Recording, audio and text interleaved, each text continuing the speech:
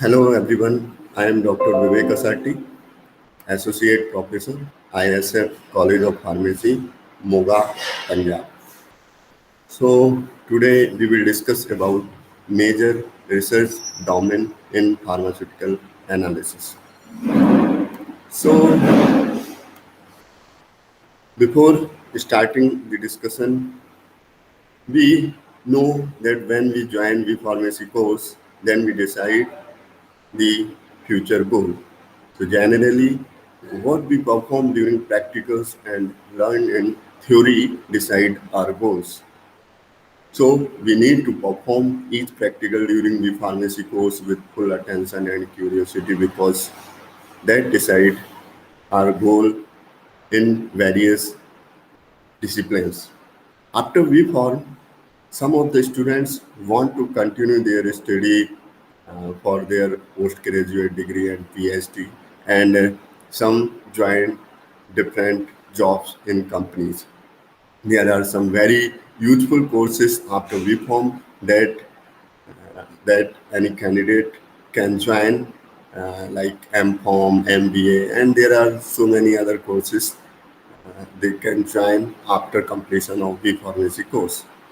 So, if we discussing about M pharmacy, there are different type of branches available in which pharmaceutical analysis is one of the important course in all of them. It is directly related with control and assure the quality of the product. So, we can say pharmaceutical analysis is a series of processes that are used for identification, determination, separation, purification, and structural elucidation of given compound used in the formulation of pharmaceutical products. So, if we're discussing about pharmaceutical analysis, then it may be divided into different fields, and actually, it is related to the analysis or purity of the compound. So, it is very, very important for the health purpose also. So, there are various instrumental methods and non-instrumental methods are available in analysis of any product. So these fields are very important, and after completion their MPharm from pharmaceutical analysis, they can join any of the one field, or if they have the experience of any instrument skill, they can also choose that particular field. So in instrumental analysis, there are different type of methods available, like titration, titrimetric method, uh, spectral analysis, chromatographic techniques, electrochemical methods, hyphenated techniques, and some other methods are also available if we're discussing about instrumental methods. But in non-instrumental method, they are divided into biological methods like in vitro method, animal studies, microbiological assay, and some other chemical methods that include various type of chemical test. So first of all, if we discussing about this titrimetric method or volumetric method, then we can say what is titration. Actually, if we perform, that is a very simple thing, and in our pharmacy course, there are different type of practicals in which titration is also an important practical. So a titration is a technique where a solution of non-concentration is used to determine the concentration of an unknown solution. Typically, the titrant, that is non-solution, is added from a burette to a non-quantity of the analyte, that is unknown solution, until the reaction is complete. And this completion of the reaction is called endpoint. So, in titration, there are various type of terms available. That information we have to collect, or we have to know about each type of these terms. Like first of all, if we're discussing about titration, so it is a process where a solution of non-strength is added to a certain volume of a treated sample containing an indicator. So that is about titration. Titrant, a solution of non-strength of concentration used in the titration. And what is titrant? So the titrant is any solution to which the titrant is added and which contains the ions or species being determined. Titration curve. So what is titration curve? A plot of pH with milliliters of titrant showing the manner in which pH changes with milliliters of titrant during an acid-base titration. So just I have given an example of acid-base titration. So it is a plot of pH with milliliters of titrant added. Equivalence point. So the point at which just adequate reagent is added to react completely with the substance. So that is the equivalence point or end point, and where the whole reagent is added to a solution of reactant, and here we can see the reaction is completed, and they generally gives a color, or if already we have color, then that will disappear at that point. Buffer solutions were a solution that resists changes in pH even when a strong acid or base is added or when it is diluted with water. So that is all terms that included under trigonometric methods. So first of all, if we're discussing about acid-base titration, then an acid-base titration is a method of quantitative analysis determining the concentration of an acid or base by neutralizing it with a standard solution of base or acid concentration. So just we have a burette and conical flask. So any acid that contained in the conical flask and waste we have taken in burette, and in conical flask we added some type of indicator and we start the, and at the end point we have seen there are some changes in color. So that is called endpoint, and where the reaction is completed. So that is very basic titration method, acid-base titration. So here we are using acid or base. A pH indicator is used to monitor the progress of acid-base reaction. That is very important. So of indicator is also depend on what we have taken in a task, either acid or base. So there are various type of indicator like acid or indicators are available. So if we discussing about acid-base titration, then divided into four types, like strong acid, strong base titration, like hydro and sodium hydroxide. Second, weak acid, strong base titration, that include and sodium hydroxide titration. Strong acid and weak base titration, that is a hydrochloric acid and ammonia titration, and weak acid and titration included ethanoic acid and ammonia reaction. Okay, so whole acid-base titration divided into four types. So here in acid-base titration, there are two common indicators used, that is phenolphthalein, orange. In all four types of acid-base titration, the base is added to the acid. In each case, a graph is y, a plot between pH and volume of base added. So we determine the end point. Second one is redox titration. So redox titration is a laboratory method of determining the concentration of given analyte by causing a redox reaction between the titrant and the analyte. So all these titration are very important because it determine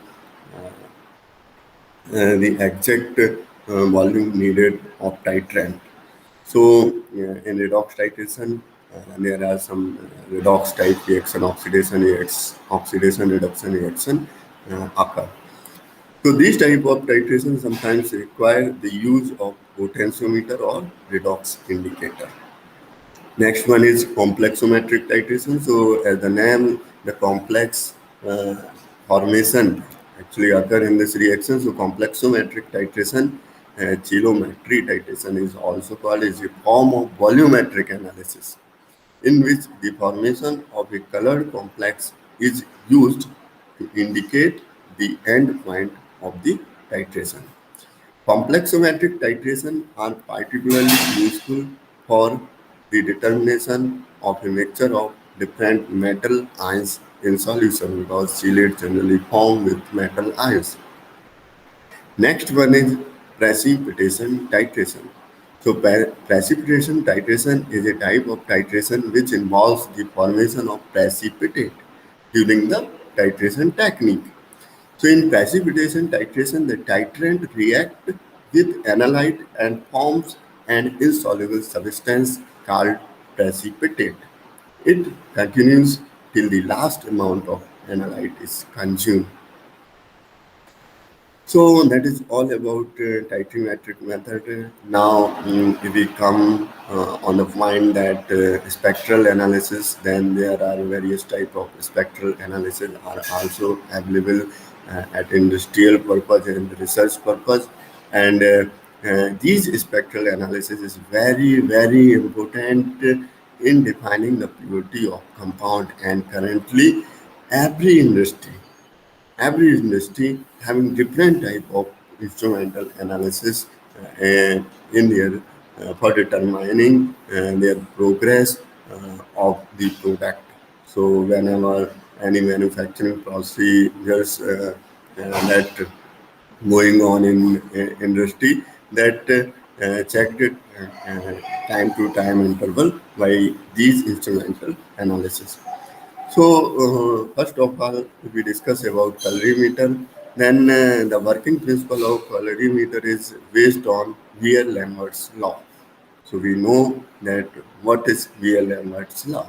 Actually, it states that the amount of light absorbed by a color solution is directly proportional to the concentration of the solution and the length of the light path through the solution. Second one is UV visual spectroscopy. So UV visual spectroscopy is a quantitative technique used to measure how much a chemical substance absorbs light. So here, if any molecule or any compound that we kept in UV light, then the electron absorb the light in their ground state and that goes into higher energy state. And uh, when they come in their original state, because higher energy state is unstable state, so when they come into their ground state, then they release some amount of energy that we can detect by the detector. Here we can see some type of fluorescence and phosphorescence phenomena is also occur. So the phosphorescence phenomena generally happen when the excited electron goes into the triplet state, and this when they return from the triplet state to ground state, then they release the energy in the form of phosphorescence. And in fluorescence, if the excited electron collides to each other and they lost some amount of energy through this collision, and when they return to their ground state, then this phenomenon is called fluorescence. So the UV visual spectroscopy actually done by measuring the intensity of light that passes through a sample with respect to the intensity of light through a reference sample or blend. Next is infrared spectroscopy. So infrared spectroscopy is also very important, generally used for the synthetic compound. So whenever we perform any type of synthetic procedures, then the final compounds actually determined by different spectroscopy in which infrared spectroscopy play an important role. So infrared spectroscopy is the measurement of the interaction of infrared radiation with matter by absorption, emission, or reflection. So it is used to study and identify chemical substances or functional group in solid, liquid, or gaseous form. So the basic principle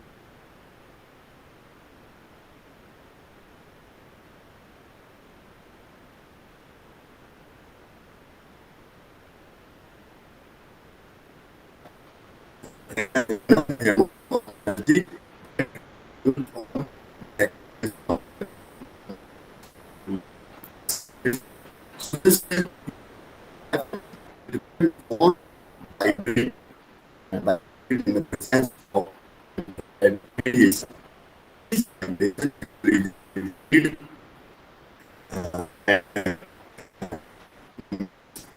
reading different types of heats that term. So we can say our compound having different type of functional groups. Now we come to resonance spectroscopy. So NMR spectroscopy actually moves only on spectroscopy will be also determined. So it is a spectroscopic technique observe local magnetic fields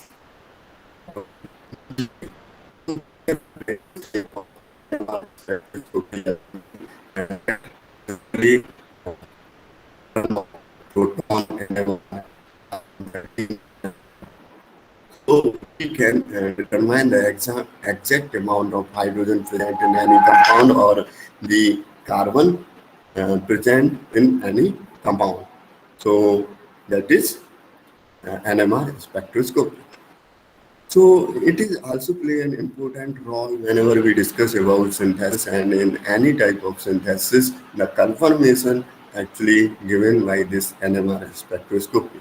So here the sample is placed in magnetic field and the NMR signal is produced by excitation of nuclei sample with radio waves into nuclear magnetic resonance, which is detected with sensitive radio receivers. Next one is mass spectroscopy. So mass spectroscopy is an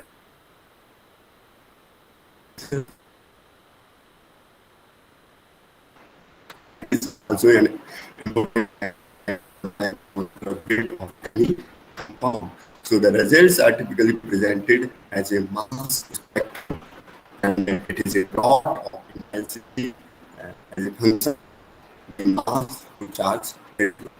So the mass spectroscopy is important to determine the molecular weight of any compound.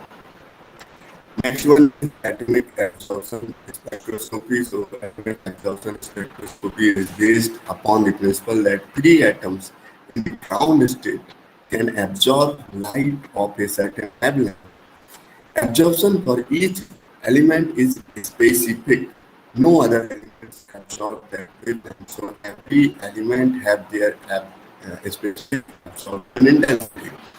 So as atomic absorption spectroscopy used in food and beverages, water, and pharmaceutical analysis. Flame spectroscopy. So during flame spectroscopy, the analyte is typically in solution form or gets converted into a solution form. Once in solution, the sample is then converted to a three gaseous form in a multi-stage process known as atomization. So atomization actually occur in flame spectroscopy. So flame spectroscopy is often used for metallic elements and analytes present at a very low concentration range. So that is the importance of flame spectroscopy. Here we using we use different type of flames responsible for the excitation of electrons or atomization process. Now we come on the point of the chromatographic technique. So that is also present very important for pharmaceutical analysis, and there are various type of chromatographic techniques. That is planar chromatography and column chromatography. So in planar chromatography, they are divided into paper chromatography, thin layer chromatography, high performance thin layer chromatography. And we discuss about column chromatography. Then there are various type of columns used in chromatographic process, and that is depend on the compounds which we need to separate. So gas chromatography, high performance liquid chromatography, size exclusion chromatography, and exchange chromatography, affinity chromatography. So there are various type of column chromatography available. So when we discuss about planar chromatography, then it is a liquid chromatography in which the stationary phase is arranged in the form of planar or flat bed, and the mobile phase moves by capillary action. So the thin layer chromatography actually having a plate on which we impart a thin layer of silica gel or any stationary phase, and then we kept it in a chamber where some amount of solvents or the mobile phase we added, and just we run the mobile phase over this TLC plate and check the separation of different compounds or mixture of compounds. So thin layer chromatography is very important, and here we are using plate for a supporting material. But in paper chromatography, we used a paper, workman paper, and where we just apply our sample or mixture which we need to separate and run through a mobile phase. When the mobile phase run over this paper, then different component of the mixture separated, and we determine uh, the purity of compound. And some other type of operational planar chromatography, high speed thin layer chromatography, over pressurized liquid chromatography are available that included under planar chromatographic methods. When we discuss about column chromatography, then column chromatography, actually a chromatography column is a device used in chromatography for the separation of chemical compounds. A chromatography column contains the stationary phase, allowing the mobile phase to pass through it. Chromatography column of different types are used in both gas and liquid chromatography, and here the result we found that some compounds move faster and some compounds move slower through that column, and finally we elute all the component and detect the purity of the compound. So the gas chromatography, we discussing about gas chromatography, then gas chromatography divided into gas liquid chromatography and gas solid chromatography. So gas liquid chromatography, generally we use the supporting material liquid, and in stationary phase in a liquid form, and gas solid chromatography we use the supporting material or stationary phase as a solid solid phase. So, gas chromatography is the process of separating compounds in a mixture by injecting a gaseous or liquid sample into a mobile phase. And gas typically called the carrier gas, and passing the gas through a stationary phase. So the mobile phase is usually here an inert gas or an unreactive gas. So unreactive gas is very important because if the mobile phase or gas having any reactivity with stationary phase, then a result become disturbed. So the unreactive gas is generally used helium, argon, nitrogen, or hydrogen. Flash chromatography. Next one is flash chromatography. So flash chromatography is a chemical separation technique used to purify chemical mixtures. Because it is a purification technology, so the process is also referred to as flash purification. Next is high performance liquid chromatography. So it is a form of column chromatography that pumps a sample, mixture or analyte in a solvent at high pressure through a column with chromatographic packing material. So high performance liquid chromatography become very important technique, and various industries having these use this technique for the identification of purity of compound. So high performance liquid chromatography at research level and at the industrial level are very important. If we discuss about analytical technique, then there are various method development are also performed through this high performance liquid chromatography that is available in market. And if they don't have any method development, or if we don't know about their separation technique, that which type of mobile phase we have to use for the identification of compound or method development of the compound, we can perform through high performance liquid chromatography. Next is UPLC. So UPLC is a modern technique which gives new direction on liquid chromatography. UPLC refers to ultra performance liquid chromatography, which enhance mainly in three areas. First is speed, second resolution, and third sensitivity. Next one is size exclusion chromatography. So size exclusion chromatography.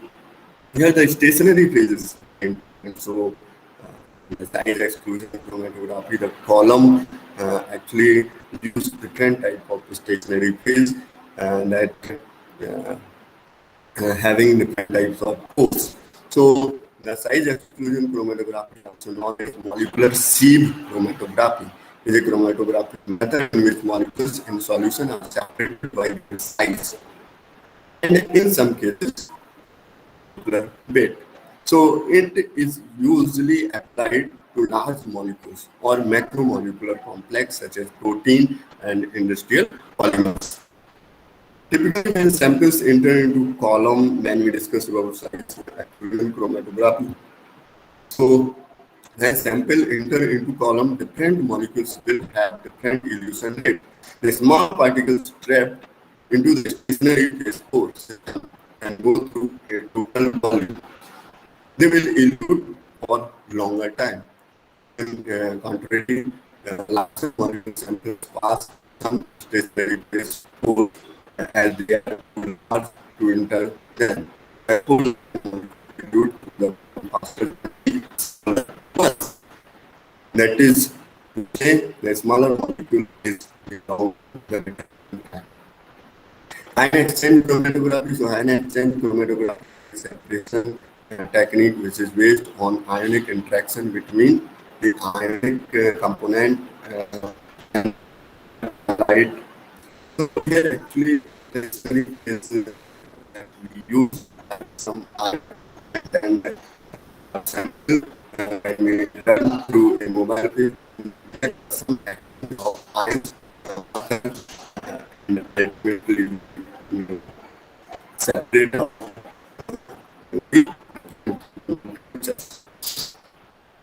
next one is ligand chromatography. The ability to used for protein purification. So that is all about technique. Now we come on to so there are different methods available at industrial level and research level to identify the compound. So first one is conductometry. So conductometry is a measurement of electrical conductivity to monitor a process of a chemical reaction. So conductometry has notable application in analytical chemistry, where conductometric titration is a standard technique. So the principle of electromagnetic radiation is on of the by and invariably these two ions differ in ion conductivity, which the result that conductivity of the solution varies during the course of the titration. Next one is potentiometry. So potentiometric titration is a technique in which direct titration of a redox reaction. In this titration, no any indicator is used. Instead, the potential is measured across the analyte, typically an electrolyte solution. So the principle behind potential titration is when a pair of electrodes are placed in the sample solution or analyte, it shows the potential between two electrodes by action of the tetrahedron or by the change in the concentration of actually measure the potentiometer. Next is amperometry. So amperometry is a class of titration in which the equivalent mark is determined through measurement of titration. So in this titration, the current passing through the cell between the integrated electrode and the test electrode at a suitable constant voltage is measured as a function of the volume of the titrating region. So that is all about amperometric type. Next is voltammetry. So voltammetry is a category of electro-analytical methods used in analytical chemistry and various industrial processes. So voltammetry is a technique used to detect neurochemicals capable of undergoing oxidation reactions. Okay, so these neurochemicals include neurotransmitters such as serotonin, catecholamines, epinephrine, norepinephrine, dopamine. So we can detect these neurochemicals through voltammetry. Next is colorimetry. So colorimetry is an analytical method for measuring an unknown concentration of an analyte in solution by completely converting the analyte from one oxidation state to another. So colorimetry is a electrochemical method in which the total charge consumed in the redox conversion of an analyte at an electrode is measured. It is not to be confused with calorimetry, that is a different spectroscopic method. Now we come on different hyphenated techniques. So actually the term hyphenated techniques refer to separation, identification and better analysis of sample with accuracy and precision. So there are different type of hyphenated techniques are available. Actually here two instruments are connected to each other. So one actually separate the component and second measure their mass or they generate different type of peaks so we can exactly determine what is our structure. So gas column chromatography, mass spectroscopy, liquid chromatography, mass spectroscopy, liquid chromatography, infrared spectroscopy or liquid chromatography, NMR spectroscopy we generally use in these hyphenated techniques. So gas chromatography, mass spectroscopy, we discussed that the gas chromatography works on the principle that mixture will separate into individual substances when heated. So the heated gases are carried through a column with an inert gas as the separated substance emerges from the column opening. They flow into the mass spectroscopy and we finally determine the mass of the compound. LCMS, the technology involved the use of an HPLC wherein the individual components in a mixture are first separated followed by ionization and separation of ions on the basis of their mass charge ratio. Okay, and LC FTIR technology liquid chromatography connected with the FTIR and finally we detect different type of functional group through this IR spectroscopy. LCNMR, the working principle here is firstly we separate out our component mixtures, then it goes into the NMR where we can detect different type of protons present in our compound or carbon atom present in our compound. There are some other methods we also used in analytical techniques, and that is very, very important. And we have any skill in all these techniques, then we can easily get different types of jobs in analytical industry. So there are various technology in which first differential scanning calorimetry. So DSC, that is called DSC, is a thermoanalytical technique in which the difference in the amount of heat required to increase the temperature of sample, and the difference is measured as a function of temperature. Both the sample and reference are maintained at nearly the same temperature throughout the experiment. Next is thermogravimetric analysis. So TGA, that is called TGA, is a method of thermal analysis in which the mass of the sample is measured over time as temperature changes. Next is Geldal method. So Geldal method is an analytical technique for the quantitative determination of nitrogen content in organic substances plus the nitrogen content in the inorganic compounds, ammonia. So that is very important technique to determination of nitrogen. Next is RIA, RIA, radio immunoassay, is a sensitive and quantitative method used to measure the concentration of antigens in vitro. Actually, RIA technology firstly developed in 1950s. Nanomolar and picomolar concentration of hormones in biological blood can be detected by RIA. It is the first immunoassay technique to analyze a small amount of analyte. Next is ELISA. So ELISA, enzyme-linked immunosorbent assay, is a plate-based assay technique designed for detection and quantifying soluble substances such as peptides, protein, antibodies, and hormones. There are some elemental analysis are also available if we discuss about analytical chemistry. So elemental analysis actually is a process where a sample of some material like soil, waste, drinking water, body fluids, mineral is analyzed for its element and sometimes isotopic composition. So elemental analysis can be subdivided into two types: quantitative and qualitative. So quantitative determining how much of particular element present, and qualitative actually determine what elements are present. So that is very important in the analysis of element.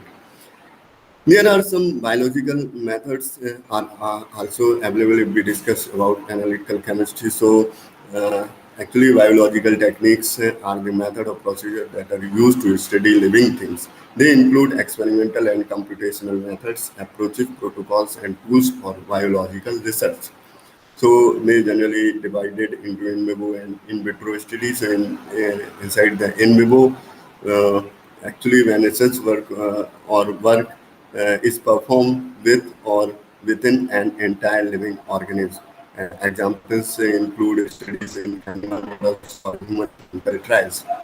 And when we discuss about in vitro study, then in vitro is used to describe works that perform outside of the living organism. So this can include studying cells in culture or methods of testing the antibiotic sensitivity of the bacteria.